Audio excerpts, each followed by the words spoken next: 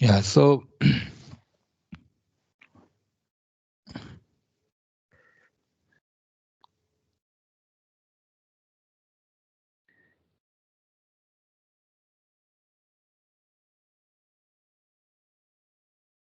so what we did till last day is, okay, so we have been discussing some special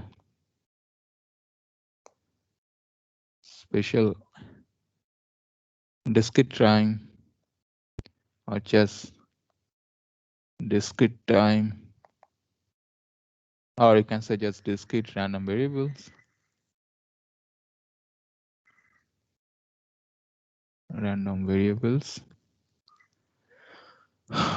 and their distributions. Okay, so starting from Bernoulli, we talked about binomial, and then negative binomial,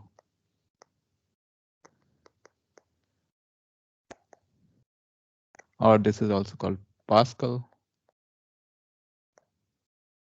And then we talked about geometric and hypergeometric.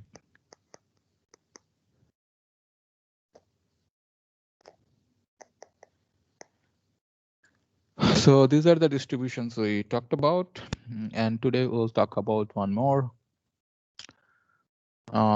distribution function corresponding to a random variable, which is known as Poisson random variable.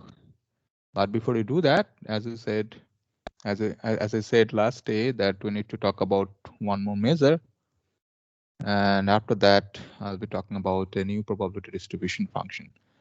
And I'll also, so after I complete this discussing this measure, I'll also tell you the syllabus for the next class test, which is scheduled to happen next week, Tuesday. So tomorrow is a holiday, and next week, Tuesday, there is an exam. Okay, there is a class test.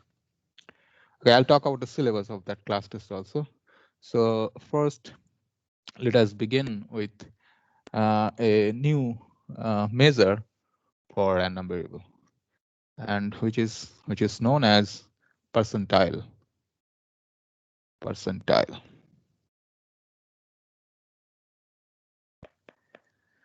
So percentile for random variables, and this is a very interesting measure, although a definition of percentile will vary in different books.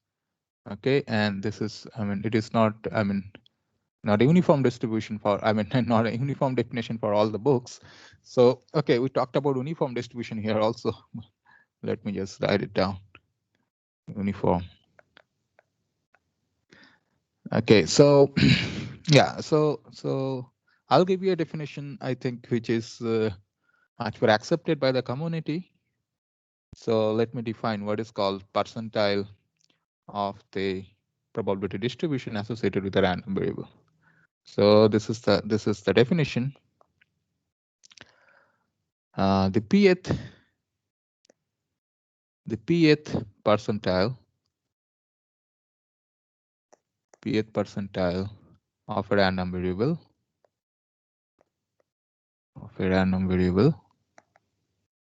let's say x, is the value xp, which is a real number, by the way, so you can say that it belongs to R, okay, that satisfies probability of x less equal to xp is equal to p by 100. Okay, so what does it mean? Okay, in some books, okay, you may find they will define not the pth percentile, but 100 times p. So this is 100 pth percentile, okay, of a random variable. Okay, so but yeah, Sir? so what it means basically, yeah. Sir, pth, sir, xp is the pth number of sample space. Yeah, it is. I need not be the pth number. I'll tell you. I'll tell you. I'll tell you. It is just a number on the real line. Okay, I'll tell you. I'll tell you. I'll give you a picture from which it will be clear what it means. Okay. So basically, okay, let me just like what does it mean? Okay, let me write one more line. What does it mean? So because in many books you'll find not the pth percentile but 100 pth percentile. Okay. So what the mean? Basically the same thing. So which means the following: the 100 pth percentile is a measure of location for the probability distribution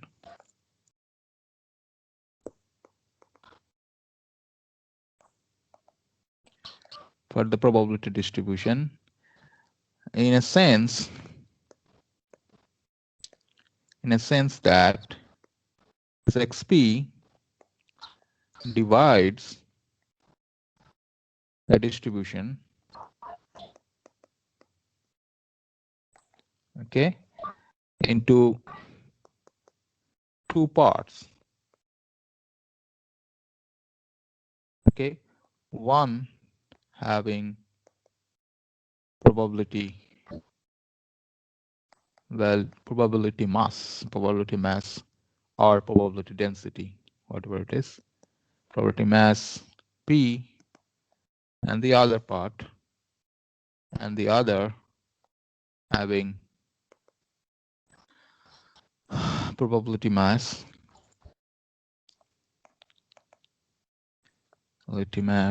1 minus p. So ultimately what it means is like, suppose you have a continuous random variable. So you have, this is like x, and let's say this Sir, is your the screen is not visible. screen is not visible. Just a minute, let me check. I can see the screen. Yes, sir, it's visible. Yeah, maybe in your system there is a problem. Okay, so let me write it this way. So it is, let's say I have a probability distribution like this, let's say. Okay, so up to here and here, and except everywhere it is 0. Okay, 0. Then I'm looking for a number here. Okay, so this is my fx, let's say. This is my fx, is the PDF. I'm looking for a number here, xp, corresponding to that p, such that probability of this part, okay, is, let's say p, and this probability, this part, okay, under this, the area, you can say also it is 1 minus p. Or even you can say, if you have a like discrete, let's say, I don't know, I mean some values here. This is, let's say, discrete random variable. So I'm looking for a value somewhere here, okay, such that here, okay, so probability of, so x less equal to, okay, so less equal to, this is xp, less equal to xp is actually p. So if I sum this up, so it is just, so it is like a cumulative distribution, but you are defining it, I mean, you are dividing the entire region into half. I'll say a little more, but let me just say, so this part is probability p, we just sum it up, and this part is probability 1 minus p. Okay, and this xp, by the way, need not be one value. Okay, so for example, if you have a uniform kind of a distribution, okay, or let's say you have just tossing a coin, okay, let's say so this is, let's say, 0, and let's say this is 1, okay, then probability is half here, probability is half here. So any value you take, xp you take here or here, doesn't matter, it will divide the entire thing into two parts. Okay, so let's say if I write xp here, so this part, okay, the right hand part also probability half, left hand also probability half. So you can take this xp here as well. So it is not a unique value. Okay, it will vary. In fact, for discrete, it is not at all unique, but for a continuous random variable, it could be unique. Okay, so yeah, so this is what it means. So dividing the entire distribution function into two parts. Okay, so up to here, it is, let's say, probability P, and up to here, let's say, and the area under this is probability 1 minus P. Okay, but P is not called the percentile, by the way. It is 100 P. So Pth percentile. So this part is P by 100. Okay, this part is the P by 100. So I'll tell you. I mean, how? Okay, let me just give you an example. Okay, so in fact, I should have said that this is P by 100. Okay, probability is P by 100 or 1 minus P by 100. But if I take this 100 Pth percentile, then it will come in terms of P only. Okay, 100 Pth means it is just 1 minus P and P. Okay, otherwise, if we just talk about Pth percentile, then it is P by 100 and 1 minus P by 100. Okay. Okay, let me just give you an example. I mean, let us calculate percentile of some probability density function. So suppose the random variable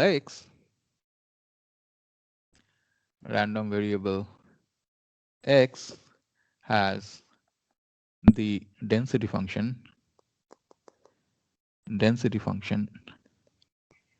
this, like fx, this equals to, let's say, a to the power x minus 2 for x less than 2 and 0 otherwise.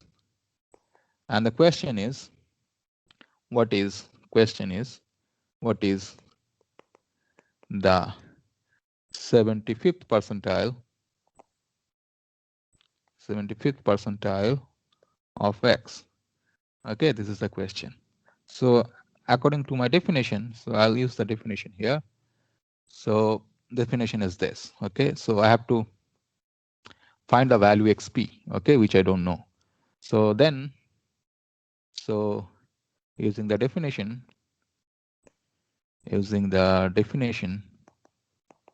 what we have is 75 by 100, which is 0.75. This should be equal to probability of x less equal to some xp. Okay, so I need to find out the xp. Okay, this is what I need to find. So which will divide my distribution into two parts. Okay, here the two parts, like, so 75 75th percentile means so you can say that 75% of the area is here left of xp, and right of, then of course the right hand side of xp will be the 25%. Okay, so that's what the 75 by 100 is coming. The probability and probability under this curve, I mean the area under this curve, the probability here, and the left hand side is 0.75. Okay, and then of course the right hand side will be 0.25. Okay, so then according to my definition, since it is a continuous random variable, so the probability will be here from minus infinity up to xp. So it is minus infinity to xp. Okay, fx dx. So now if I calculate this, so minus infinity to xp e to the power x minus 2 dx, which is e to the power x minus 2 from minus infinity to xp. So it will give me e to the power xp minus 2. So from there, so 75 by 100 is nothing but anyway, so it is also 3 by 4, right? So then if I take the log both sides, so then xp will be just 2 plus log 3 by 4. So that's the answer. So the value of xp is this. So that means if I have like something like this, okay, okay, it is increasing or decreasing, e to the power x minus, okay, let's say something like this. And then so here is my xp. So let's say here the left hand side, okay, is the 75% of this. Okay, so in the statistics, two percentiles are very, very important. One is 25th percentile and one is the 75th percentile. Okay, and they got a name. Okay, they got a name. So let me write another definition, which goes as follows: like the 25th and 75th, okay, percentiles of any distribution,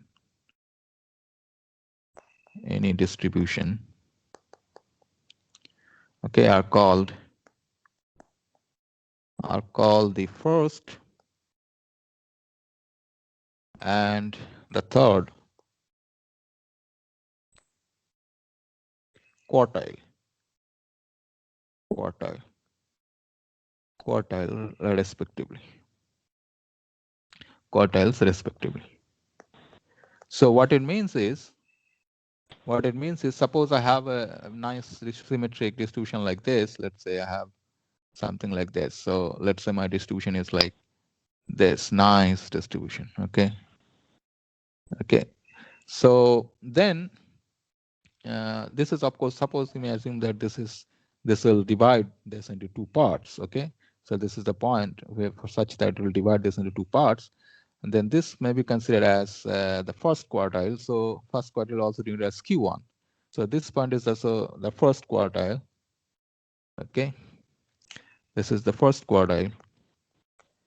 So first quartile, meaning, so this part is 25%. Okay. It covers 25% area under this curve. And here, so this is also denoted as Q1. Okay. And this is the third one. This is the third quartile. This is the third quartile, Q3. Okay. And this also has a special name which divides into two parts. Okay. So I'll define that. But before, let me formally write. Okay. What does this first quartile and what does this third quartile mean? Okay. So Q1. So Q1 is what? This is the number. So this is the number here. Okay. This is the number here. So this is the number such that 25% of the observations. So these are observations, right? So there is 75% of the observations. So I'm writing observation because it is true also. The same expression goes also true for discrete random variable. Okay. So 25% of the observations, okay, are less than it. And similarly, I can say for the Q3, the third quartile, okay, it means is a number, okay, is a number. The number, it's not the number, but it's a number, okay.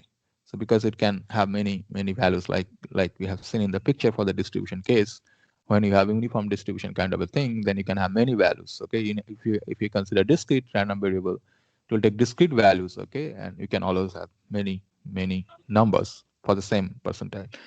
So this is a number.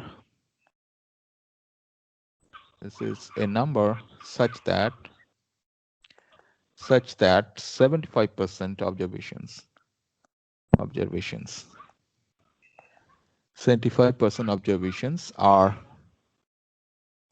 less than it. Okay, and now, so this is 25%. Okay, and if I just write down this part, let's say, so this entire part, okay, this is, I would say, the 75%. Okay, yeah. And yeah, so I just said this guy in the middle, it has a nice name, and this is what is called the median. Okay, so one more definition, so which divides the entire distribution into two parts. Okay, so less equal to that. Okay, left hand side of that is half, the probability will be half, and the right hand side, of course, will be probability half. So definition. So I'm just writing less than equal to for the half, because in the case of continuous, it doesn't matter if it is equal or just less. Okay, it doesn't matter. So definition. Okay, so this is the 50th percentile. So this definition, the 50th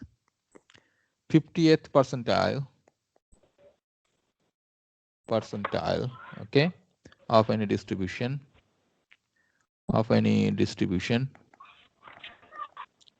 Is called the median. So this is the name median. So if you are asked to calculate median, that means what I did here, the same thing, instead of 75, this guy here, it will be just 50. Okay, so it divides the whole density into two parts. Okay, so like here. Okay, so this is what is called the median.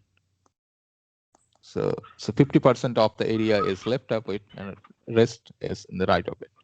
Okay, so this is the median place in. So this is a nice measure. That much I could say. Okay, so let me just write it down. So which means that the median of the distribution,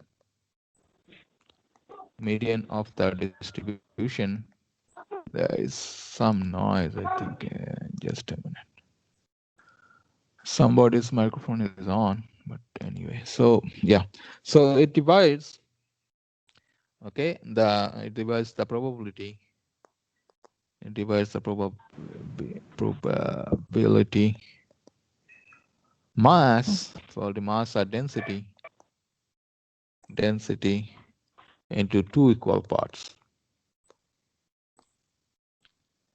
So two equal parts. Okay, so this is one of the fundamental measures, you can say. The median, I mean, this is much more popular. Median is much more popular than the first quartile or the third quartile, but it really gives you, okay, really gives you an insight about how this density function, or how this random variable is distributed over the interior numbers. Okay, so observations, like suppose you have a random variable and you have all the sample points.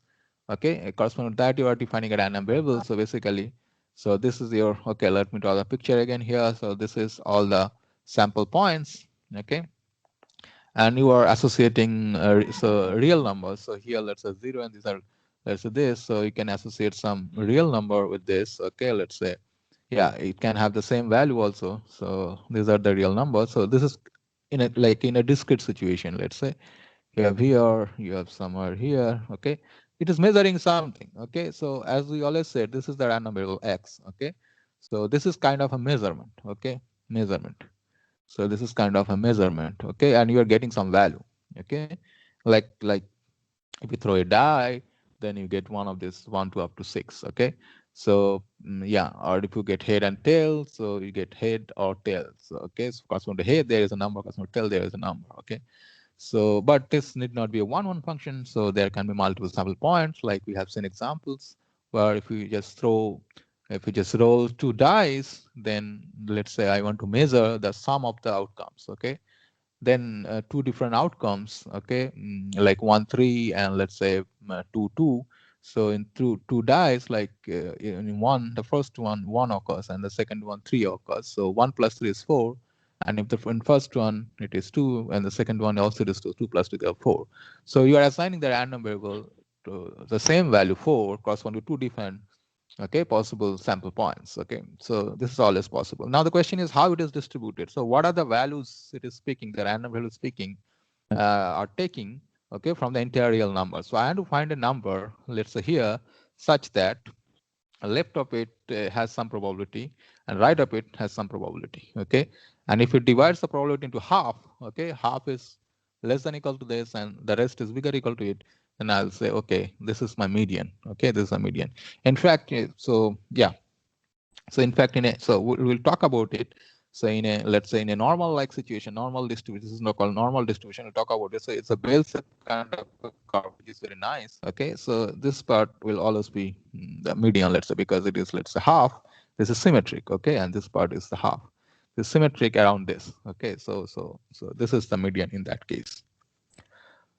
And I'll talk about one more measure, because I may not remember this later on. So since we have talked about median, and then if we talk about median, there is another term, another measure, which is known as the mode. Okay, mode will also come sometimes maybe in some problems.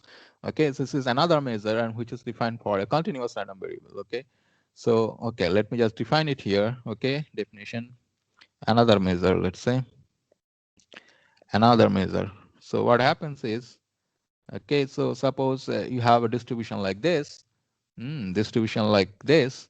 So these are quite like bumps here. Okay, this is a bump, this is a bump. Bump meaning, so locally at this point, locally this is attaining a maximum value. Okay, this is attaining maximum value.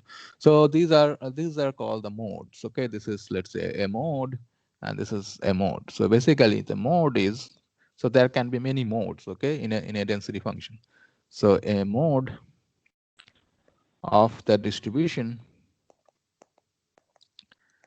distribution of a continuous random variable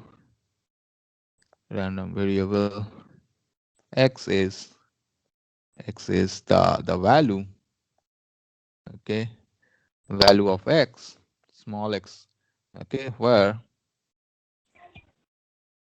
while the PDF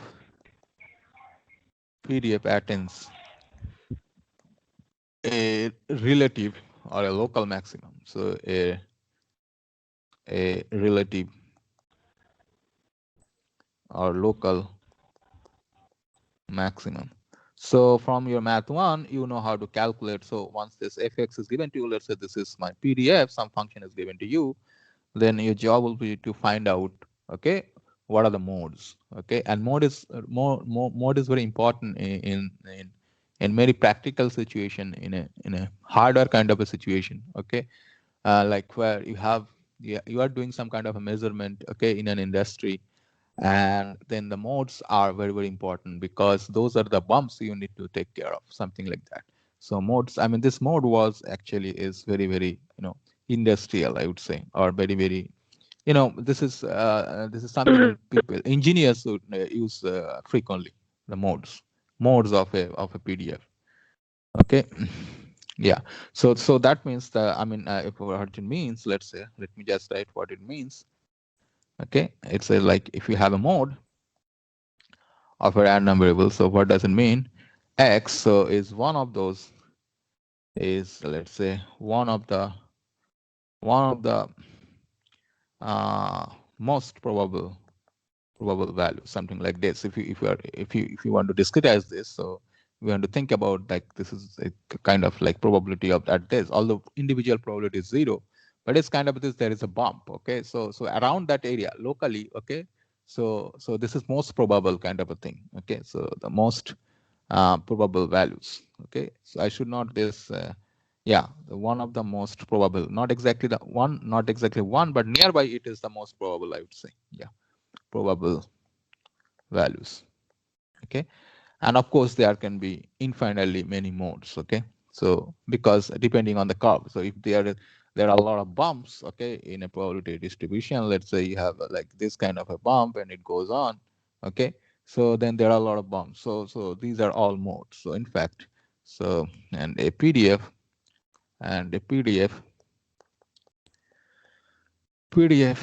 can have infinitely many modes. Yeah, this is what I wanted to talk about the measure. So you have one measure which is percentile, and the first quartile and the third quartile, they are very important. The first quartile is the 25th percentile, and the third quartile is the 75th percentile, and median is the 50th percentile, which divides the entire distribution function into two equal parts, okay, equal in that sense, the area under this, if it is continuous, so probability less equal to that value, this x, let's say this somehow x is here, some x is here, some x is here, so x1, x2, x3, so x1 comes from the first quartile, x3 corresponding to the third quartile, and x2 is the second one, which is actually known as the median. Yeah, so now I'll talk about the syllabus for the next class test. Okay, I'll just write it down. Okay, the syllabus, let me just write it here. The syllabus for class test 2, it is random variables. Okay, so earlier in the class test you had before random variable. So now it will start from random variables. So random variables, PMF, PDF, these are the key terms, let's say. CDF, these are the keywords, CDF, okay? And of course, moments. So when I say moments, it includes all, like starting from expectation, variance, everything, okay? So moments, of a random variable, and moments about the mean, okay? It includes both. So moments, what is that? Moments, and let's say moment generating function, and of course median, and quartiles, and of course Chebyshev's inequality, Chebyshev's inequality, and all the spatial discrete distributions. Spatial discrete distributions, excluding Poisson, which I did not discuss yet. Okay, so excluding. So this is important. All the spatial and excluding Poisson. So Poisson, I'm yet to discuss. Okay, so this is the syllabus. Okay, which is going to happen I think next Tuesday. So Tuesday, let me see the date. So it is Tuesday 23rd. Tuesday February 23rd. Tuesday February 23rd. The same thing like 25 minutes. Okay. Sorry, not 25, 45 minutes. Okay. Yeah. If you have any question, you can regarding the exam, you can ask.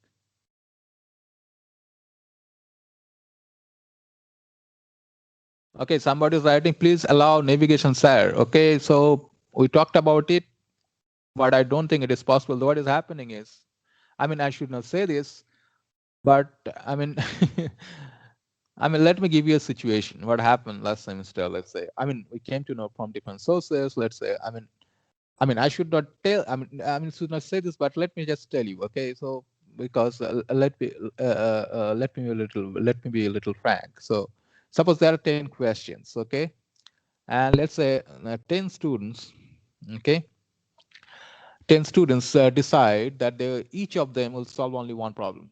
Okay, if I allow them, because everything is, every access, okay, is with you. Okay, every access means you can talk, you can share something using any other communication. Okay, so like WhatsApp, phone call, whatever it is. Okay, so if we have 10 students, okay, a bunch of 10 students, and everybody decides to solve only one problem, okay, out of 10. Okay, so then one solves that problem and take the entire time, like 45 minutes, and they share the solutions. Okay, so if we allow navigation, then that could happen. So yeah, so I don't think this will be relaxed. That much I could say. Okay, and yeah, and if you have any, yeah, so last time somebody says that last time you started the test but got only 21 minutes. I think, I don't know, but there can maybe some. I'm not saying that there will not be any technical glitch. There can be, okay, that can be, but you have to immediately contact to the email ID which is there with you. So Module help desk, and you have to write that. You have to CC that email to me, okay, so that I can contact them and tell them that this is they have to respond it quickly. They always respond quickly, like last day, what happens in the last class test, okay, somebody wrote an email to me, so he was not able to open it, and then we had some, okay, so he have some another way of helping him. Okay, so I'm not telling you that what is the way, but yeah, so everybody should not follow that. Okay, or maybe it is not possible for the next exam, so I don't know. So the thing is, if you face any kind of difficulty in terms of some technical glitch, or there's some kind of issue related regarding network, some problem. So, and I'm telling you guys, so this can happen. I'm not saying that this will not happen, because 950 students, okay, always around 1,000, I do not know exact number. So they are applying the same exam, and our server is a Moodle server. So it has a lot of load, okay. So yeah, so that is what it could happen. Yeah, increase time of test, some question takes more time. Yeah, that's true, but we try to make it, it's very difficult. There are some students, there are some questions where you don't need much time. There are some questions where probably you need more time, but it completely depends on your expertise. If you are, I would say, if you're lucky enough, and not lucky is a good word, but I don't believe in luck, but let me say, like, if you're not fortune also, but suppose that the idea regarding the question, okay, struck in your mind, okay, immediately, then you can solve the problem immediately. If it does not strike, if it does not, if you do not follow, let's say, the idea, so it may take some time, okay, but what you try to do is all the questions will be of equal difficulty, which is difficult to make. Okay, so suppose I give 10 questions and every question is of equal difficulty, it is a very difficult situation. And for all, okay, a difficulty level of course depends on who is appearing for the exam, and sometimes it depends on the students. It is not a uniform kind of a thing. Yeah, please go ahead. Sir, like regarding the back navigation thing, so suppose there are pool of 20 questions and you are asking, and there are 10 questions being asked to a student in the test, okay, out of the pool of 20 questions. And suppose that student gets few tougher questions of the pool initially, the first two, one, two, three, like the the first three questions, for example, okay, sir. And that student spends lots of time in those questions because the back navigation is not allowed and he has to solve it. He knows how to solve it, but it's taking time. And after that, sir, now when he reaches to the fourth question, so there are seven questions remaining and he doesn't have much time. And this can happen only to one child, one student only, because of, I mean, the shuffling of the questions, and they're not in the same order for everyone. So will the situation be equal for all? I mean, this student is facing undue disadvantage of probability, I should say. Yeah, so that is what I am trying to tell you is, okay, nothing is perfect in this world, okay, and we have to bear with all this. But the thing is, so we are trying to make all the questions, okay, of equal difficulty at per our perception that it will take that much time. Okay, let's say it will take 5 minutes. So what I do usually is, if there are 10 questions, let's say, okay, so that can be solved using let's say within 45 minutes. In fact, so 4 minutes on average, so it is actually can be solved in 40 minutes, so 5 minutes extra. Okay, maybe some problem will take 1 minute more. So if you look at that, so the average time for each question is like 4 minutes. Okay, so now the problem is, okay, I can understand that there may be some problems which one cannot solve, let's say within 4 minutes, so it needs, let's say, 5 minutes. So that's why there is an extra buffer time, which is 5 minutes. But unless we do that, the problem is, unless we do that, I mean, there are always chances, like I said, I mean, there are always chances of, so, I mean, what should I say? Like different means, okay, to find answers Sir, from others. Okay, so that's the thing I like to say. I mean, yeah, that's what. sir, like if there is a pool of questions, then the chances of cheating is, I mean, reduced a lot, sir. And even if there is no back navigation, there can be cheating. Okay, it is Yeah, not like that. so yeah, I'm telling you that. So So this I mean, not enabling back navigation is not a solution for no, I'm combating not the saying I'm. malpractices, sir. Yeah, no. What I'm Because sir, saying is, what happens now, sir, what happens if initially I cannot solve the tougher questions, then it takes a toll on my mind, and then the easier questions also seem tough, sir. That's the yeah, big deal. yes. And then I you completely mess up the test, sir.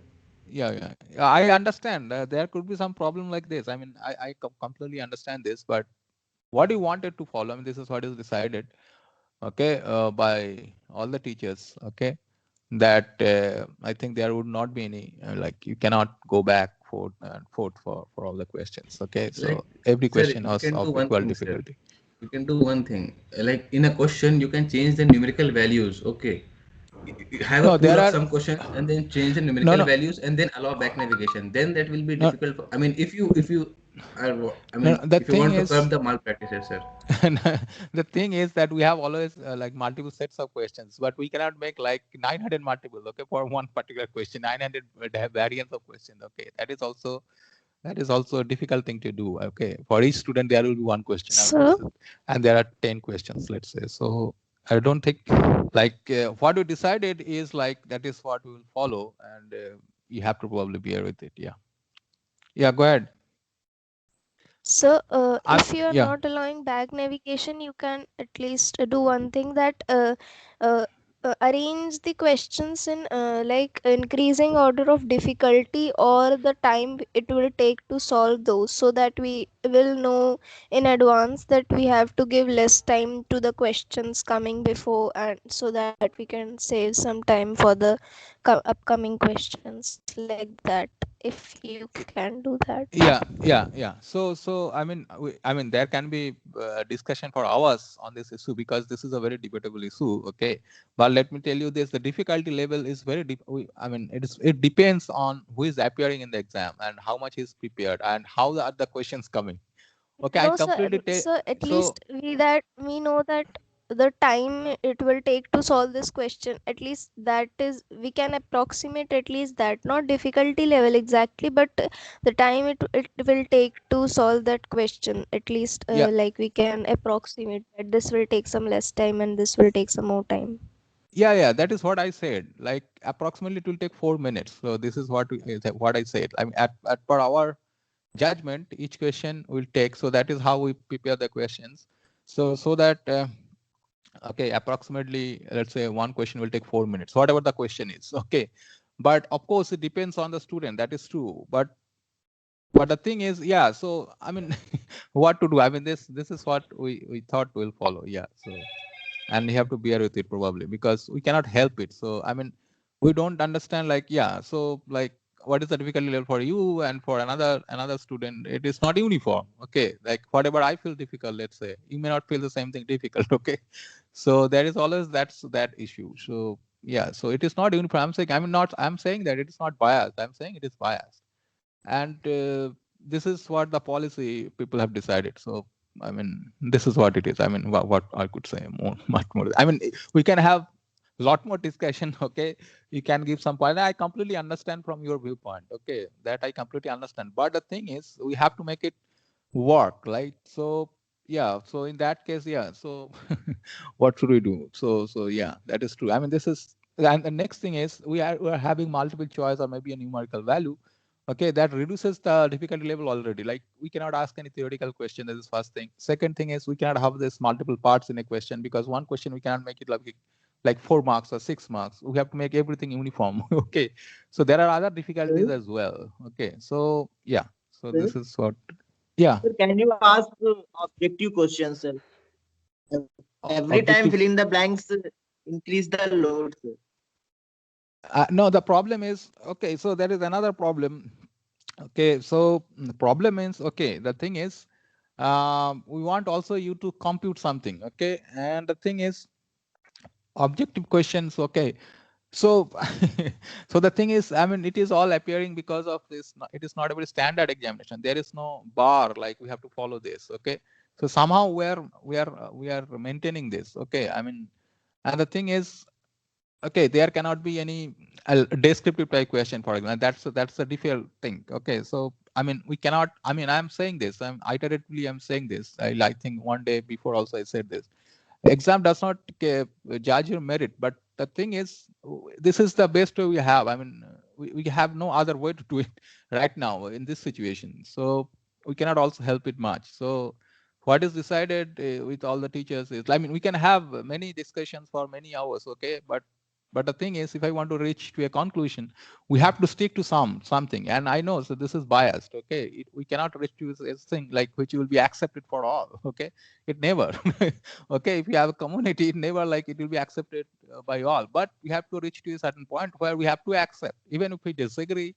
Let's say if you consider my situation, let's say I would disagree at some points. Okay, like I don't like this. Maybe I would like that one. But since we have to run this course, we have to debate. There is of course a chance of dissent, but we have to agree to at some point. Okay, we have to agree at some point, and this is the point where we agreed. Okay, let us do it like this way. Okay, and I know that for some it will be difficult, for some it will be easy. Okay, whatever it is. So as much uniform as possible, we are trying to do at our level. Okay, like all questions are of equal difficulty from our level, and that can be solved. The entire question can be solved within 40 minutes and so on. And I know also there will be some network problem, this issue, that issue. Okay, that will always be there, but we have to agree to a certain point. I mean, that's the thing. Okay, but anyway, so there are always questions. I'm not saying it is unbiased. It is completely biased. I'm saying that, or up to certain extent, it is biased. But this is the best option we have. So somehow we are, yeah, somehow we are. I mean, managing this, I would say. Okay, and not only that. So another thing is, I mean, it is not like for the grading all the marks will be considered. I'm just giving you a hint. Maybe your highest marks in some exams will be considered. So try to do always well in all the exams. I mean, you can only try, right? You can only give your best effort. And then rest of the thing, I mean, okay, it will be taken care of by some means. Okay. Yeah. Yeah, please go ahead. I think we have to stop discussing this because there are many more things actually we have to complete. Otherwise, what will happen is, I mean, we are always worrying. I mean, we could never complete the syllabus. Okay, syllabus in a sense. So we have a lot more debate this and that. So, and specifically, I myself, I think I am always slow. So, okay. So because I discuss and some question this and that, and so I'm always slow a little bit from others. Okay, so anyway, so we have to stop at some point, like, okay, because there are more things to discuss. Okay, so I mean, look at the bigger aspects of life, I would say. Okay, think about learning things. Okay, instead of getting marks, let us fix that. Let us learn this thing. Okay, and then we'll see. I mean, okay, if I learn this, okay, somehow it will be useful. Okay, so I don't know. I mean, even if you get a very good score, okay, you may not, that may not help you much also. Okay, there is no guarantee, I'm saying. Okay, that if you perform very well or if you perform terribly bad, okay, there is no guarantee that this will affect in your life. Okay, the same thing for me also. It is like it is not like I did well or exceptionally well in all the exams in my life. It is not. For anybody, it is not possible. Okay, there are some problems. Okay, there are some courses I could not do well, and it is true for everybody. Okay, so let us believe on that. Okay, let us believe on that. Okay, this will not affect much, but anyway, this may affect, but I'll overcome it. Okay, so let us learn this thing. Okay, let us stick to that, and then okay, whatever the mechanism is, we'll follow that, and let us go ahead with it. What is the big deal? Okay, so let us believe in that philosophy and let us go ahead. Okay, guys. Yeah, so now let us talk about, so I'll discuss Poisson distribution, but before I define Poisson distribution, let me give you a brief idea, okay, about what we said before. Everything can be fixed. Everything can be brought together into a single umbrella. Like whatever we said means most of the discrete distribution, whatever we discuss, everything can be brought together under a single umbrella, which is known as the idea of a stochastic process. Okay. So by the way, there is another course, okay, on probability and stochastic processes, okay, that you may also register if you're interested in. But here, I'll just want to give you a brief idea about stochastic process, and then I'll define what is called a Poisson process, and then I'll define what is called a Poisson distribution. Okay, so there are many things which are there inside whatever we discussed about the distributions, which I did not speak about. Okay, okay. Okay, so let me talk about what is called a stochastic process. Okay, stochastic. So this is the idea, stochastic process, and this is, I mean, I would say you in most of the relay problems, what happens is you have a stochastic process. Okay, so okay, what is the stochastic process, by the way? So a stochastic process.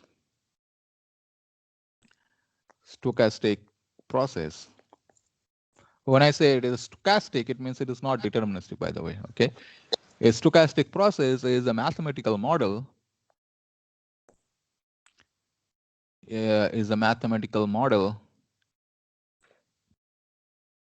Of a probabilistic experiment.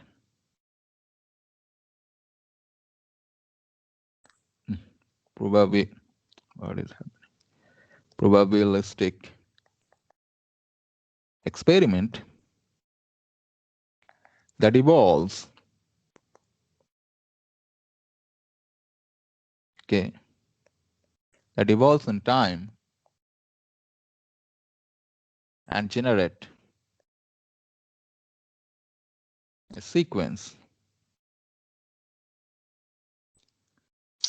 of numerical values.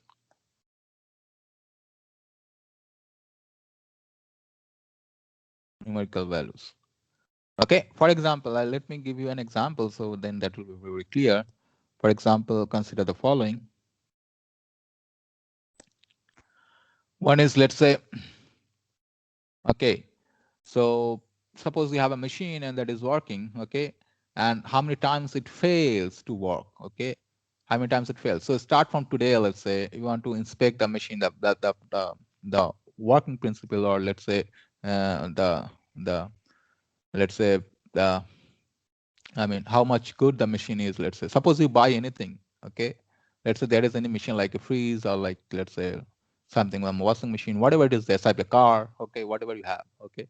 Suppose there is a machine, there is an artificial machine, then how many times it failed? I mean, the failure time, let's say, okay. So let's say, let me define it like this. The sequence of,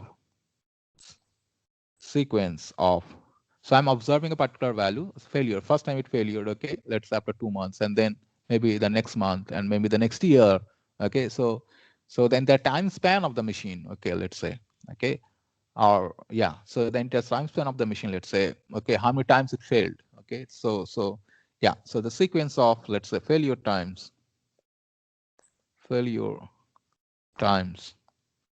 of a machine.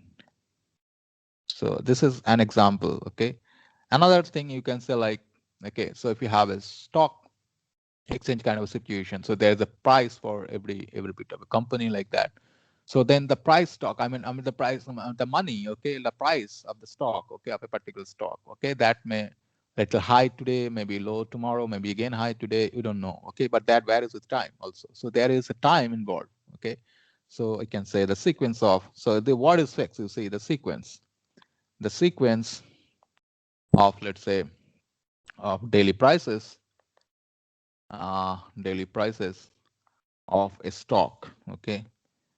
So yeah, oh, this is not H but K, stock, or maybe yeah, somewhere. So like right now, so India England test is going on, although I don't like cricket anymore after Saurav Ganguly retired. Okay, so anyway, so but suppose you watch the game and okay, so score of a particular batsman, let's say, okay, for each kind of a test match or a one-day match, whatever you consider, okay. So the score, let's say, okay, so the sequence of scores. So it's the first game, second game, third game, and so on. So in an entire life of a particular player, you can consider it this way, like the score he made, okay, in each game, okay, there's a sequence, okay. In fact, during the play also, you can consider there are many stochastic processes happening. For example, the score of the entire match, okay.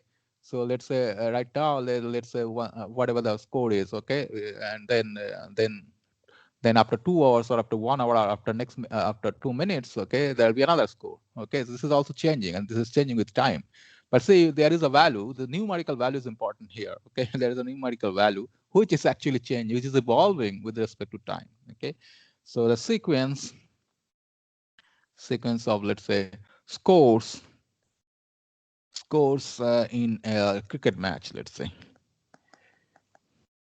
cricket match, okay, or maybe something else. Like I gave you an example of a network, right? So like a friendship network, okay.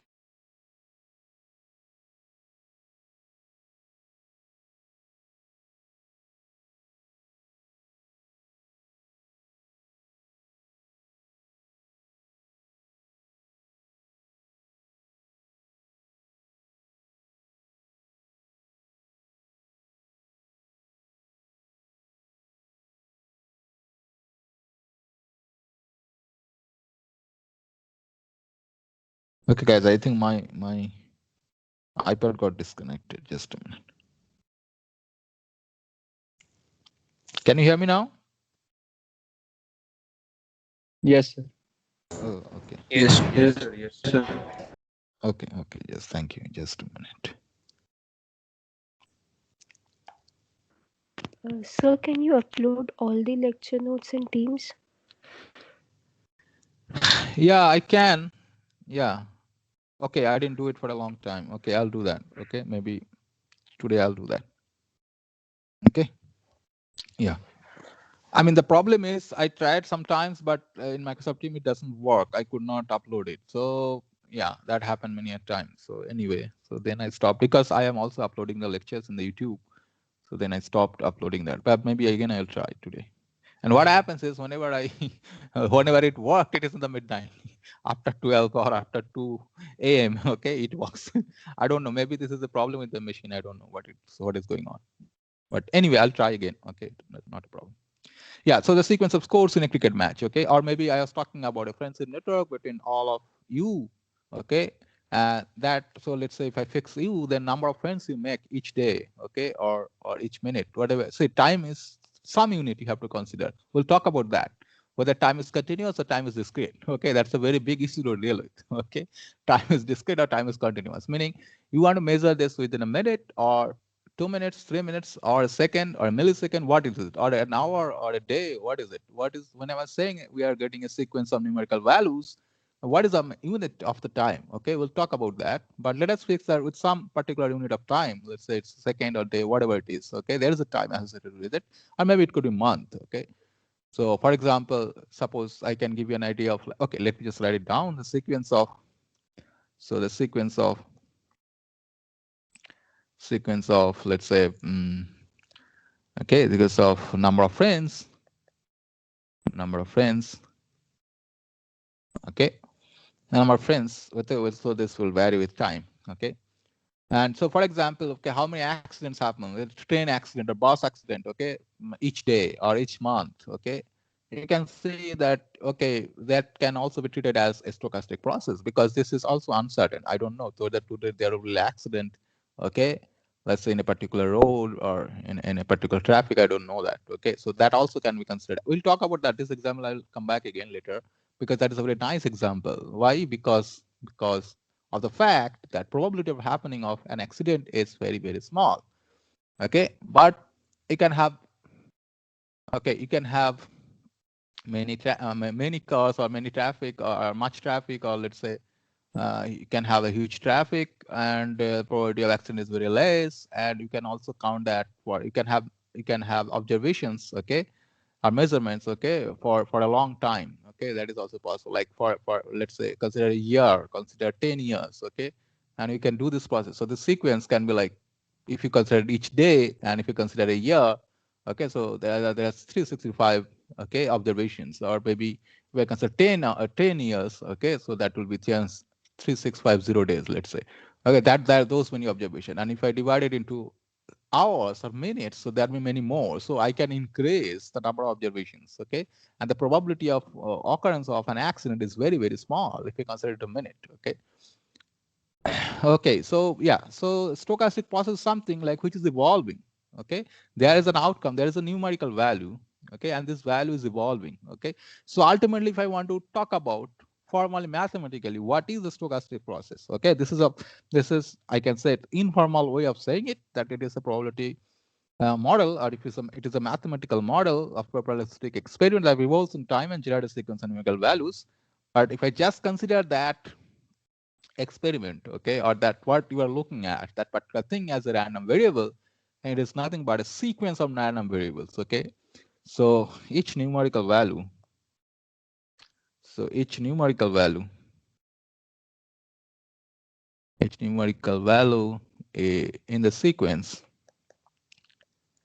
the sequence, okay, can be modeled as a random variable,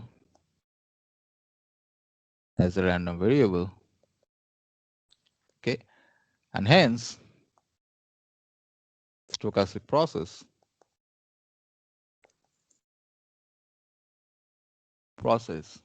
is a sequence of random variables.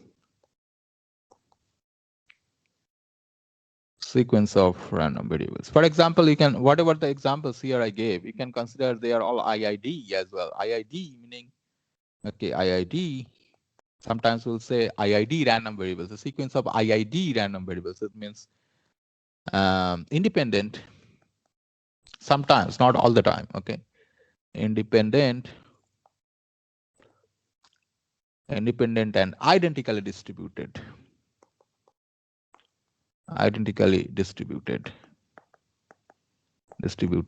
random variables. So what happens, for example, if I consider, okay, some x1, okay, x2, x3, and dot dot dot. I can have a finite sequence, I can have an infinite sequence, doesn't matter.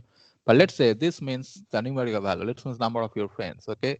How it is distributed. This is also a random variable. So next day, okay, you have the same random variable, let's say, the same random variable. But let's say whether they are dependent or independent, I don't know. So if they are independent, then only I would say it is independent random sequence of random variables. Okay, so number of friends, let's say today you have and tomorrow you have, they're independent. But in a realistic situation, they can be dependent. Okay, let's say you have a friend. Okay, so this is what we call in social network that theory of balance. Okay, so yeah, let me not go into that. So I mean, friend of a friend is a friend, right? Usually, okay, and friend of not enemy, but who is not a friend. Let's say, okay, for you it need not be enemy. But so then there is a chance that I mean, if I draw it like this way, so let's say. I mean, just to give you an idea what I'm talking about. Let's say you are something. Let's say Ashish. Okay, whatever. Okay, Ashish. And this is okay. Let me not write names. Okay, then I mean, I'm not identifying you, by the way. Okay, so this is let's say this is A, B, and C. Okay, there are three friends. Okay, I mean there are three people. This guy is a let's say friendship. Okay, this is friend. Okay, this guy also a little friend. Let's say this A and C. But let's say this B and C, they are not good friends. Okay. So then what will happen? So maybe C will say something to A which is bad about B, or B will say something to A which is bad about C, and then this will break down. Okay. So this is not a balanced kind of a situation. But balanced kind of a situation can be like this. Say you have, let's say, A, B, and C, and B doesn't like A, let's say, and C also doesn't like A, but they are good friends. Okay, so this is a balanced kind of situation. That means this particular structure in the graph, okay, will stay longer. This kind of this particular structure will not break. There is very less probability this will break. So this is kind of a balanced situation here with three units, let's say, three pairs. Okay, this is kind of a balanced situation. So anyway, so that's why I said when I say this example x1, x2, x3, they are, let's say, they are measuring the number of friends. Okay, the first day, second day, or first month, second next month, and so on. Okay, that may depend on each other. So there may be a dependency, because suppose you have a friend and he's not anymore friend because he have some dispute or maybe some disagreements. Okay, due to something. Okay, and then he may influence some others not to become your friend, or maybe so not to continue as your friend. So that may happen. So this need not be always independent, but if it is independent, there is a name. That's what I'm saying. Independent and identical distributed random variables. So this is a sequence of random variables. So this is what is called a stochastic process. Okay. Now there are mainly two. I mean, there are many ways. There are many different kinds of stochastic processes if we do that course on stochastic processes. But I will define into two major. There are two major class of stochastic processes. Okay. So this is, let's say, stochastic process or processes. Okay, but I'll define two different classes. One is called, let's say, arrival type process. Okay, and what is the meaning of arrival? I'll tell you. Process or processes. So here it, like, let's say I was giving you an example. Okay, let's say there you have a shop. Okay, or if you know a shop, you know a mall particular, let's say shopping mall, and number of customers in a particular shop, let's say. Okay, so suppose in the first hour, let's say, okay, when the shop open, okay, let's say from 9 to 10, let's say there are some x number of, or x1 number of customers. Okay, next hour maybe that instead of x1 there will be x2. Okay, so when I'm saying, so these are the numerical values. So number of customers in a day in a particular shop. Okay, that may also be considered as a stochastic process. And so whenever I'm saying this x1 is a value, so there is arrival of that many customers. Okay, so this is the example. Or maybe you can consider your email. Okay, your Gmail, let's say. Okay, so if you divide the time, okay, into span of hour, okay, every hour maybe you are receiving some extra number of, let's say, the first hour you are observing, okay, the appearance or the incoming of your email, okay, the new email you are receiving, okay, per hour, let's say. So beginning of the day, let's say I start at 9, so 9 to 10 there will be x1 number of emails. From x2 to x3 there will be x2 number of emails, and so on. And these numbers also is like, you see, so if you discretize the time, okay, so you have how many emails arrived in your email box. So this is the concept of arrival. Anything in this, whatever examples I said, like scoring, okay, in a cricket, or but if you consider a particular player. So whenever I call something, so I'll say how many arrivals is there, or suppose I talked about.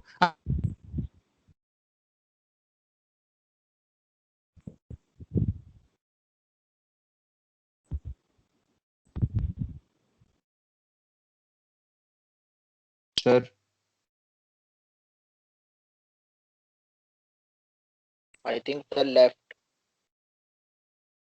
no. Sir, I think your voice is gone again.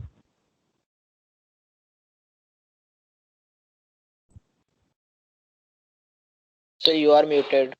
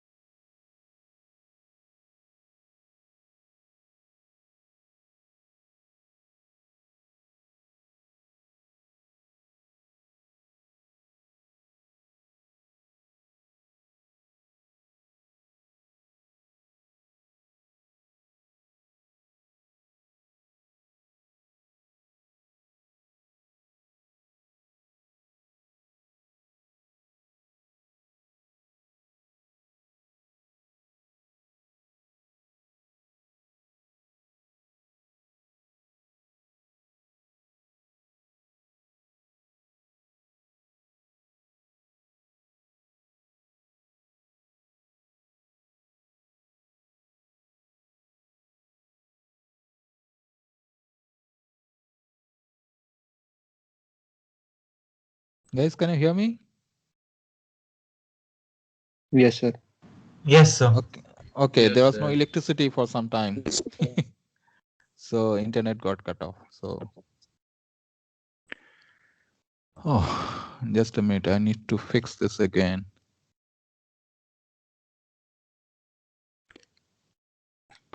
Yes. Sir. Yeah. Just.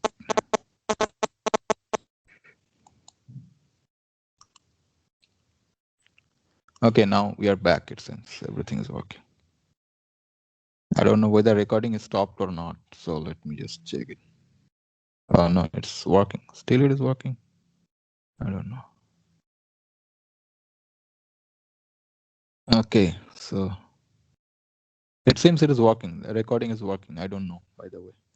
So here it shows stop recording. That means the recording is on. Anyway, Now let us go back to the thing what we're saying.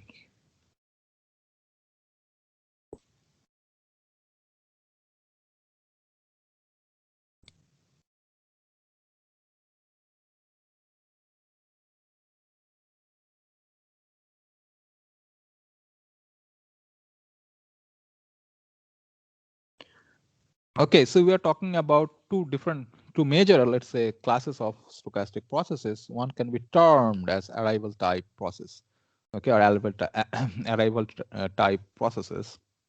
So there are some stochastic processes which can be explained as like occurrence of something during a time interval. Okay, like I'm saying that how many emails you receive, let's say, in an hour or something, or in a day, something like that, or how many customers, okay, visit a particular store. Okay, so and then you have, see, so the thing is here, you have, let's say, the entire day or whatever the time span, the entire time span, and then you can divide it into some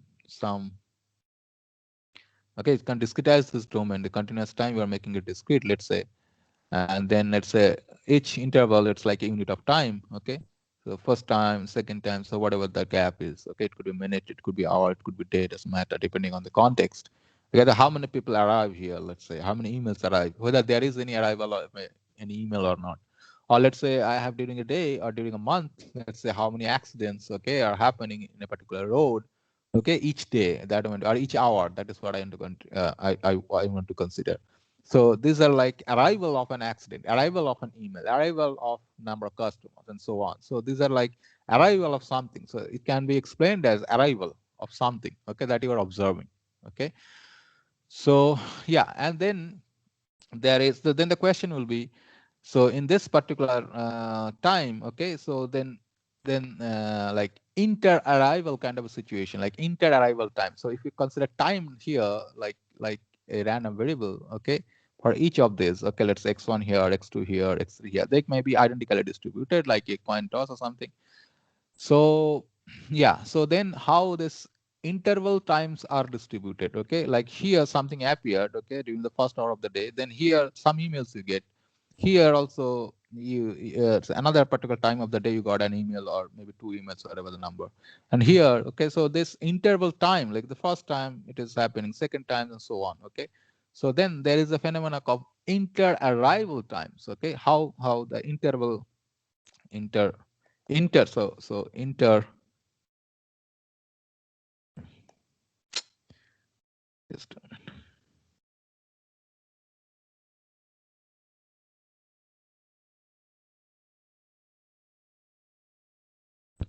what is happening, so many disturbances today.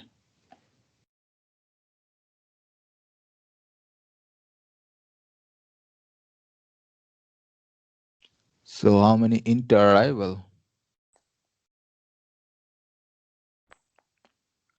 okay, how inter arrival times are distributed, let's say. Okay, this could be a nice question to ask here, are distributed. Okay, so there is this particular type which is called arrival type processes, and there are two fundamental stochastic processes in this category. One is called the Bernoulli process,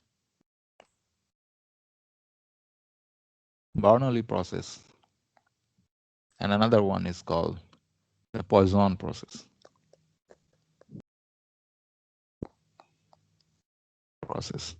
And here there is a major class. So the second class is which is called Markov processes.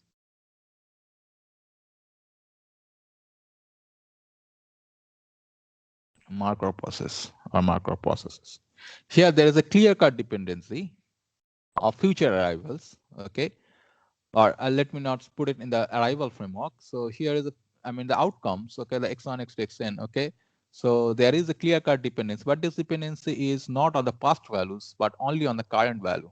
Okay, so this is also kind of a process. Okay, Markov process where these values of x1, x2, and this thing. So there is a probabilistic dependence. Okay, so let me write it. So there is there, because sometimes what happens is the value of x1 and value of x2, they need not, they could be independent, or what will happen is they will depend on each other. So the future future random variables, okay, depend on the past random variable kind of situation, okay. So then that can be put it in the framework of Markov process, but here in the Markov process specifically, okay, so that is also stochastic process where there is a dependency, but so there is a probabilistic. When I say probabilistic dependence, that means the probability of occurrence of x2, okay, so x2 is a random variable, so there is some whatever you are observing, okay, that probability of happening that, okay, depends on the probability of happening in the previous random variable, okay, this kind of a situation. So there is a probabilistic dependence, probabilistic dependence on the past, okay, on the past. And in fact, Markov process, the next value in Markov process. So I'll not discuss much about this Markov process because these are not in the syllabus. But if you want to know much more about Markov processes, then you have to register for that course, right? The probability and stochastic process.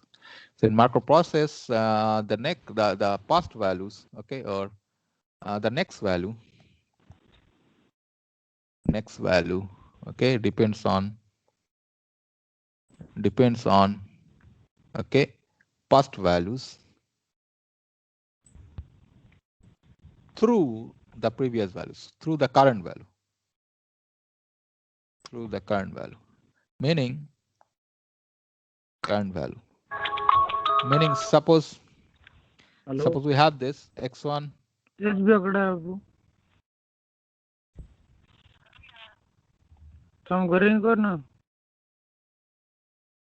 So suppose x1, x2, okay, x3, and so on. So this, okay, this randomly has a probabilistic dependence on this one only, okay, not about x1, but x2 has also a dependence about x1, okay, so and so on. So this x3 depends on x1 indirectly because x3 only depends on the current value, which is x2, let's say, because x3 is the future value of x2, okay. So suppose this is the state you are in right now in a process, okay, and then so x3 depends on x2, but x2 also depends on x1. So there is an indirect dependence on the past values. Okay, we'll not talk out much about this, so let me just stop it here discussing about Markov processes. I'm not giving you an example also, but if you are interested, you can do that course, or if you just type it in Google, so you can find a lot more about Markov process. But this is one of the fundamental processes, by the way. And in many real life situations, this kind of process will arise. Okay, but here we'll focus on this Bernoulli process and Poisson process. So okay, let me tell you what is a Bernoulli process, by the way. Okay, Bernoulli process, as we discussed before, and we did not discuss in terms of a process, but we talked about a sequence of independent Bernoulli trials. Okay, so that is what is the Bernoulli process actually. So this can be termed as a Bernoulli process. So Bernoulli process. Okay, so it is, I can just say, a sequence of Bernoulli trials. So, and here there is a clear-cut independency, okay, Bernoulli trials. So these are all IID, all this x1, x2, let's say x3. So we gave an example about tossing a coin. So this is the Stein span. This is the first time you toss the coin, second time you toss the coin. Either one of these, let's say head appear, T appear, doesn't matter. You don't know what will appear, okay, here and so on. So this is the observations you are making, okay. So this is a sequence of Bernoulli trials, which we are terming now. We're giving a new term, which is a Bernoulli process. And see here, this x1, okay. So xi, you can see this is Bernoulli sum p, because you are tossing a coin, the same coin, okay. And so x is the distribution of x is, or xi is Bernoulli distribution. So they're all identically distributed, okay. And so yeah, so probability, let's say you can say like this: probability of xi equal to 1. Let's say 1 is head, so this is the success, probability of success, okay, success. Okay, so because this can be of any framework, like where you can term it as success and failure, need not be just the coin. So success at ith trial, Okay, so this is some P and probability of xi equal to 0. So there are only two values, success and failure, because it's a Bernoulli trial. So this is probability of failure at ith trial. Okay, so this is 1 minus P. So obviously this xi is, okay, this xi is, okay, this xi is R, IID. Okay, why this is, these are independent because the appearance of head or tail does not depend on the previous values, like whether previous time you got head or tail. Okay, it is completely independent. So this is, so these are all IIDs. Okay, so these are all identically and independently distributed. Okay, and then the question is, whatever we talked about, the binomial distribution, the geometric distributions, they all now can be termed as which are associated with Bernoulli process. Okay, so binomial distribution is nothing but the number of success. Okay, or number of successes in n independent trials, and there is a probability distribution for it. And geometric is nothing but when you observe the first success. Okay, so that is also kind of a Bernoulli process. So you keep on tossing the coin, then what is the probability that, okay, you observe the first success. Okay, so these are all kind of a Bernoulli process. And the second most interesting fact, except independent, okay, they're all IIDs, there is something called memoryless. Okay, memoryless means, okay,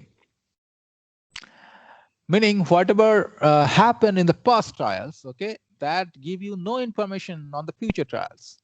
Okay, so xis are memoryless. Okay, this is also, I mean, I'm not formally defining what is called a memoryless. You will if you study Markov process in details there, they will define. But memoryless is a very, very important property about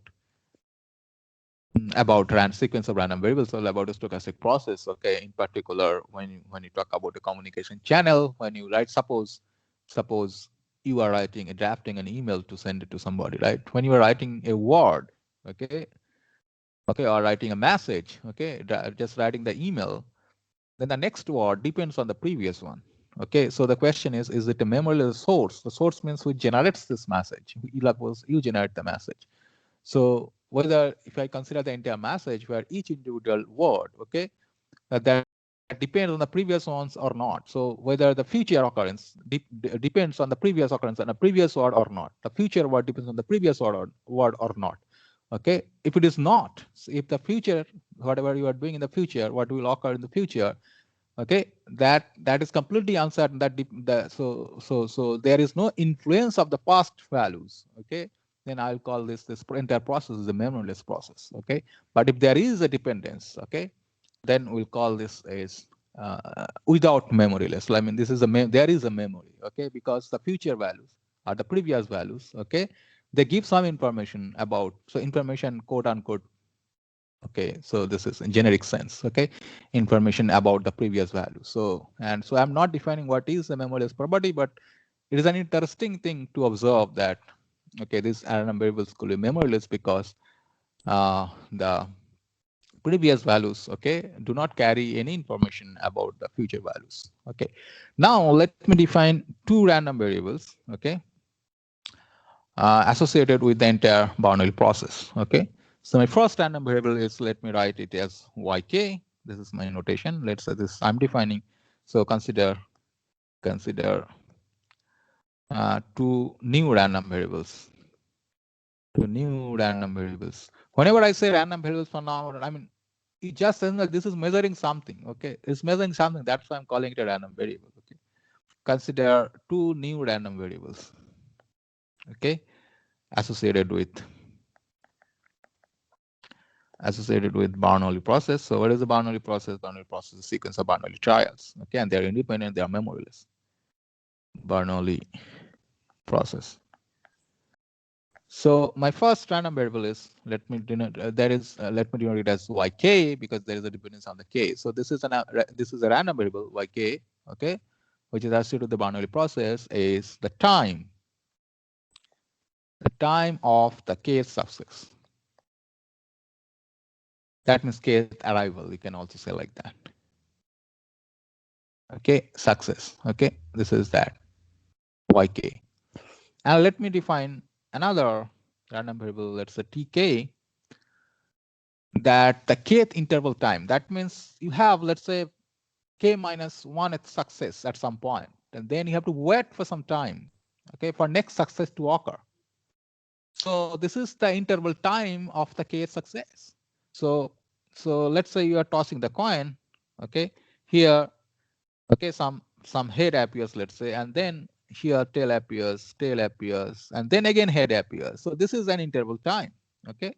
So inter-arrival time, you can say the second success, okay. So after first success, okay, how much amount of time you have to wait, okay, for the second occurrence of the success. So you can do it for the entire period, okay. So there is a variable which is measuring the time, okay, inter-arrival. So this first success arrives, second success arrives, and then somehow the third success will again arrive. So there is a time, each time you have to wait for the next success. So that time, how much time you have to wait, so that also can be considered as a random variable, okay. So let me denote it as a tk, which is the random variable which measures the kth inter-arrival time. So I define, now we had a Bernoulli process, meaning the sequence of Bernoulli trials. From there, I'm observing two more things. One is how much time I have to wait. So there is a time, and of course, how many times you're getting a success. Okay, so this is interval time. Okay, so this measures tk measures the inter-arrival time. Okay, so that means okay, which represents the number of trials. So I am writing t. That's why it is very, very important. How much time, arrival time. Okay, so that's why I'm writing t. So number of trials. Okay, following k minus. So let's say this success, k minus 1 is success. Okay, until the kth success. So obviously now you can see this yk is nothing but t1 plus t2 plus dot dot dot plus tk. So yeah, so yk was the time for the kth success. So here the first success occurs. Okay, here how much time you have to wait for the second success, and so on. So how much time you have to wait for this, or how many trials are there, okay, to obtain the kth success. So this is the entire time, okay, for the kth success. So yk is nothing but t1 plus t2 plus tk. Okay, so now what we already discussed previously about that this TIs, they are nothing but geometrically distributed. Okay, so first success was geometrically, okay, let me just write it down. Okay, what do you observe? Previously, we observed the following. We observed this, that T1, okay, the time, okay, until the first success is I mean, if I consider this as a random variable for success, then it is geometrically distributed.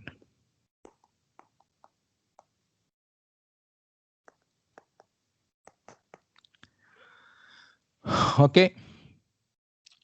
Now, what about T2? So T2 is the time, okay, then, or you can say the number of trials until the next success happens.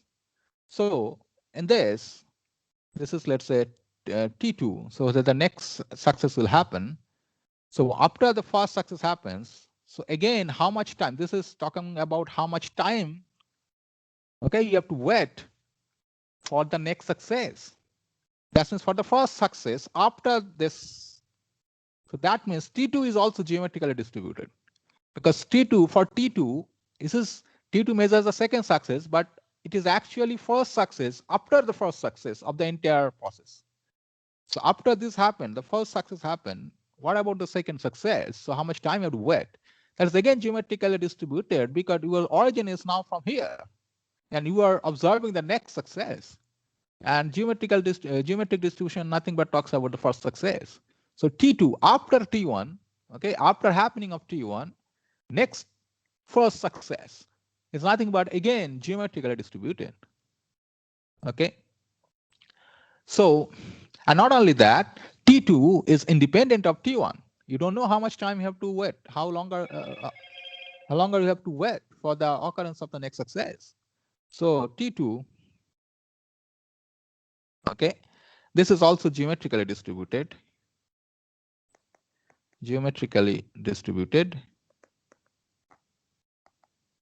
And it is independent of T1. So what is happening? So if you keep on doing this, think about this entire Bernoulli process as this way, then I'm talking about a new random variable, which is the inter-arrival time. And this is a stochastic process. Let's say T1, T2, T3, T4, and so on. This is a stochastic process where each of these random variables, okay, they are independent and they are all identically distributed, which is the geometric distribution. Okay, so this is interval time, okay, the interval times, inter-arrival times, by the way, inter-arrival times. Arrival times, if we consider this as a stochastic process, then these are independent, these are IIDs, independent, and okay, let me write it as geometrically distributed, means they have the geometric distribution.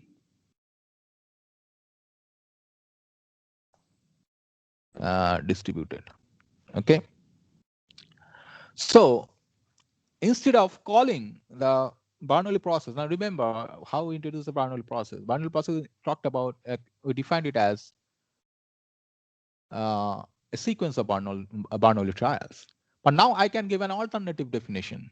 It is nothing but a stochastic process, and it is nothing but a sequence of independent geometrically distributed random variables, T1, T2, and so on. And the record of success is nothing but T1, okay, arrival depending on the time, T1 and first success, T1 plus T2 is for the second success, T1 plus T2 plus T3 is the third success, and so on. So there can be an alternative way of the Bernoulli process. This is an alternate way of defining the Bernoulli process. Now, if we are interested about the Kth arrival time, okay, suppose, I mean, I'm just explaining because we discussed this negative, what is called negative binomial distribution. So the arrival of the Kth arrival time, okay, what is that? How it is distributed? So Kth arrival time means Kth success, okay? When does the Kth success happen? Okay. So Yk, yeah. So by geometrically distributed, you mean like it can take any value, right? Like with equal probability. No, geometrically distributed meaning it was the first success, probably for the first success. See, first we defined in the process of defining all these discrete random variables, we first talked about Bernoulli, which we defined as a sequence of random variables. Then we said like we are interested also to know how many trials required for the occurrence of the some, I don't remember the parameter, but let me say Kth success. Okay, so how many trials are needed for the Kth success? Okay, this is what was called the negative binomial, and then we said okay, the first success is geometrically distributed, so that was 1 minus p to the power some x minus 1 times p. Okay, so that much time, so you occur, okay, let's say after n times you observe the first success, so the probability will be 1 minus, so because before that everything is a failure, so the probability will be p times 1 minus p to the power n minus 1. Okay, so yeah, so that is how we define what is called geometrically distributed random variable.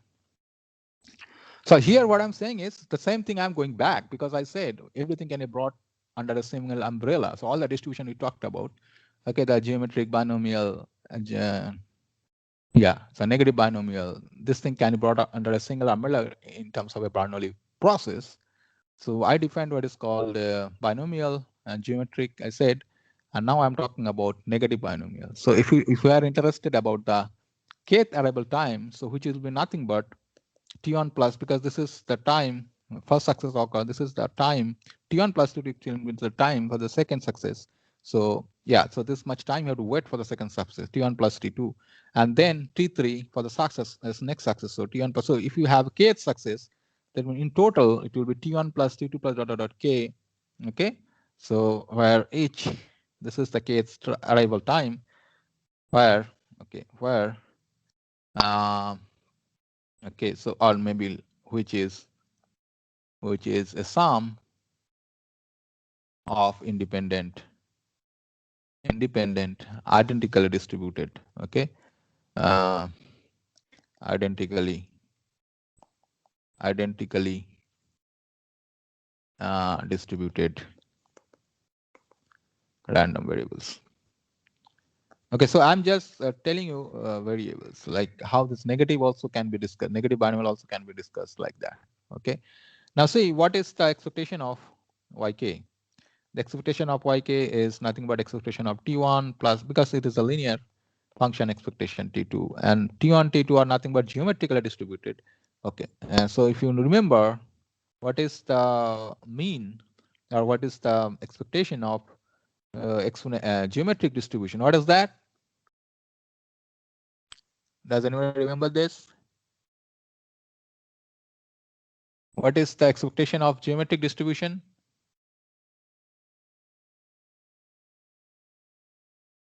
Anybody? Sir, NP? No, NP was for the binomial, and for geometric it was 1 by p. But anyway, you can calculate and find it out. Okay, you can just find out what is that. I'm just use the formula and you can just find it out. So everything is 1 by p plus 1 by p plus dot dot dot. So plus 1 by p. So this is k by p. And variance also you can calculate, variance of yk. Okay, because they are independent. So, and this will be something like this: k times 1 minus p by p square. So I'm not deriving anything. Okay, so 1 by p square was actually the variance of this geometric distribution. And then you can also define what is the probability of. So this is why the negative binomial actually comes in the picture in terms of Bernoulli process. Okay, some t. So yeah, t minus 1, k minus 1, p to the power k 1 minus. I'm just giving this example because we talked about this, but it also can be talked about in terms of inter-arrival random variables. Okay, so this is what is called actually the negative binomial, or we also talked about Pascal. Okay, so negative binomial or Pascal. So this is another interpretation, okay, of the negative binomial. So which is explained now in terms of Bernoulli process. Okay, now the interesting thing happens. So this is everything, okay, about Bernoulli process, let us say. I mean, there are many things, but let us fix to this, okay. Now what happens is, in the Bernoulli process, let's say the number of success in n independent Bernoulli trials is a binomial random variable with parameters n and p, and the mean is np, as you said, okay. Now let us consider a very special case when n is very, very large and p is very, very small, as I said, okay. So recall binomial. So now I'm gradually I'm moving towards Poisson. Okay. Binomial, recall binomial. What was that? So it is the probability. Okay. How does this? I mean, how does defined? This is the number of success, probability of number of success in n independent Bernoulli trials. Okay. Number of success. Okay. Number of successes in n independent Bernoulli trials. That is what it says. Okay. So, and let's say there is a probability p. So there are two parameters, the probability of success was p, okay, with mean np. Okay, that was the case. Now let's focus on the following fact, that n is large but p is small. Now why I'm considering this, I'll come into that. As I said before, for example, machine do not fail every day.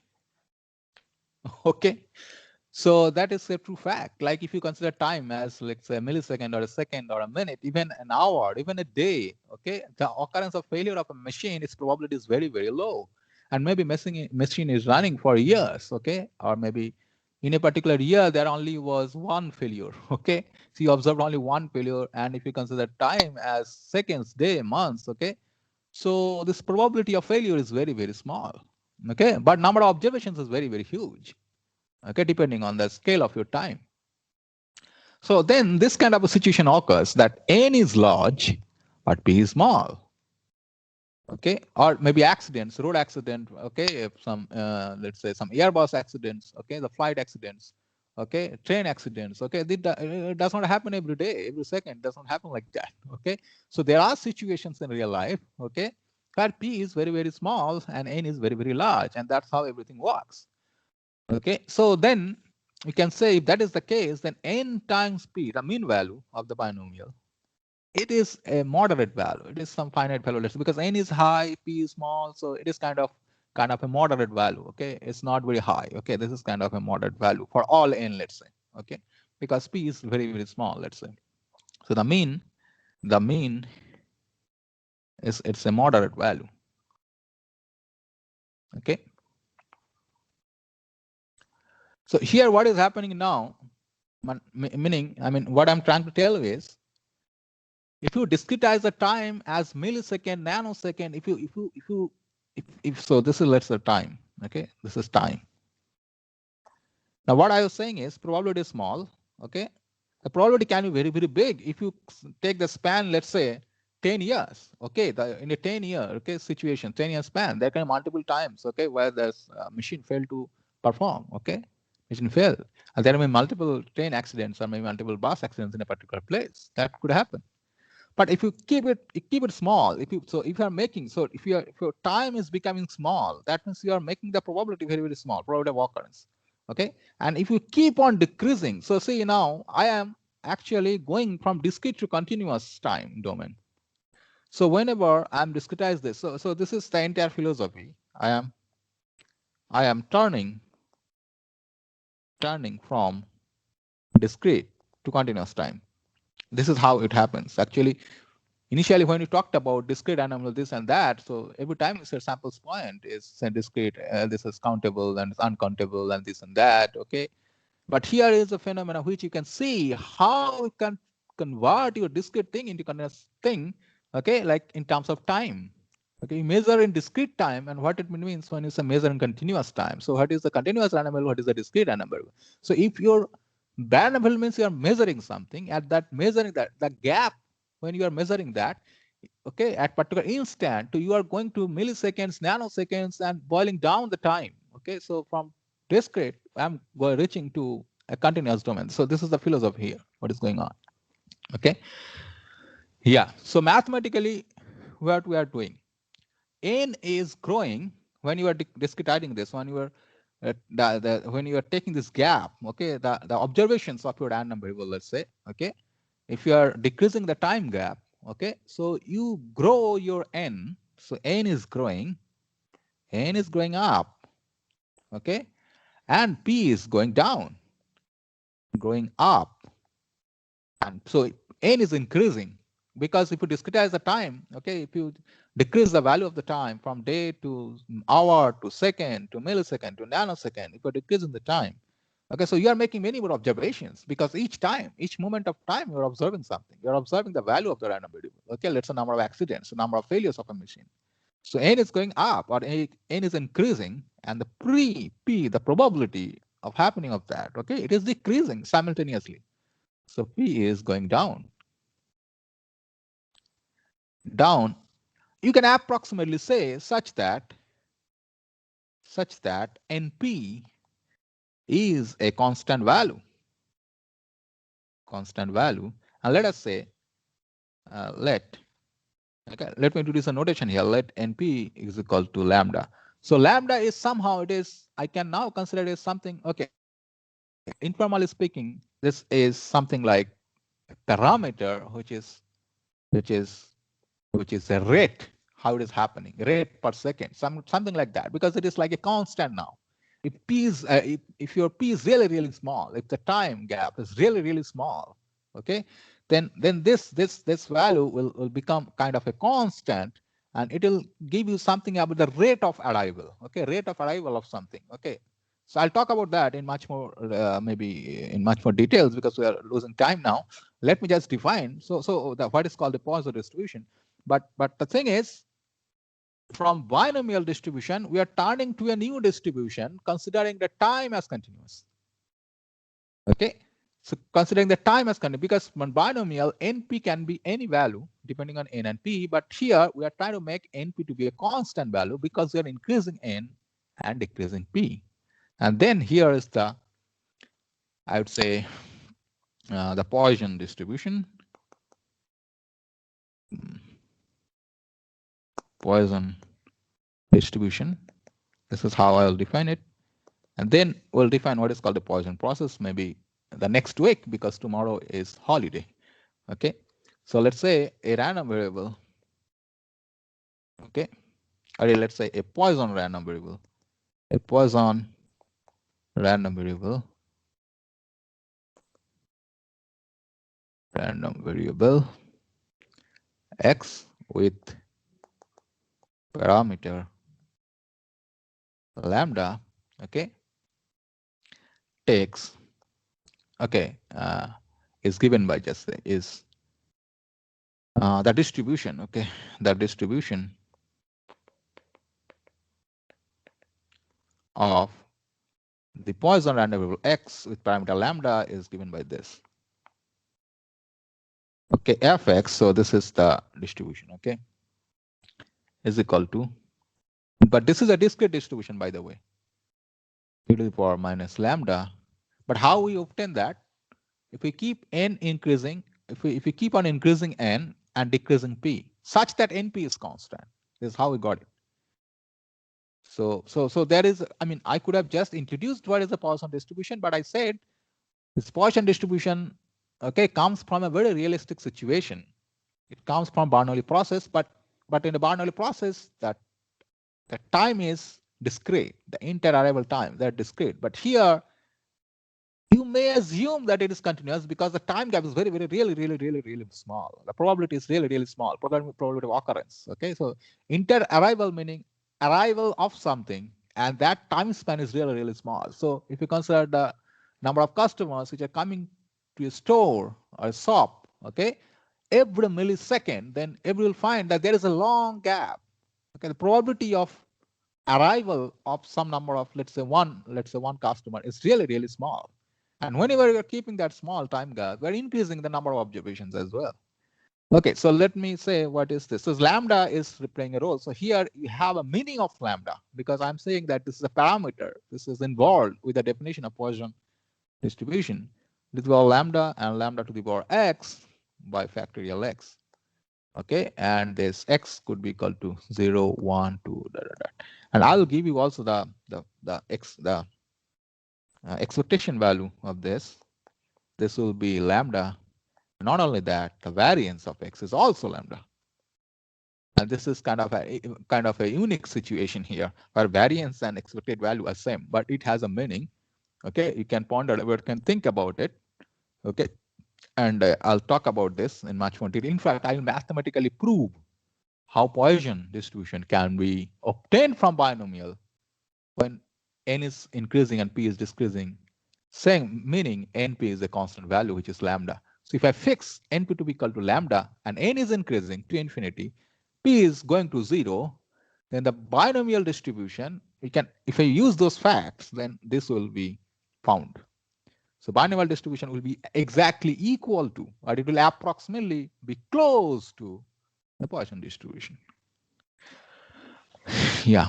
So I think we have to stop here, and maybe next Monday, we'll derive it. So if you have any questions, Sir? so sorry guys, today there was no electricity and we had to.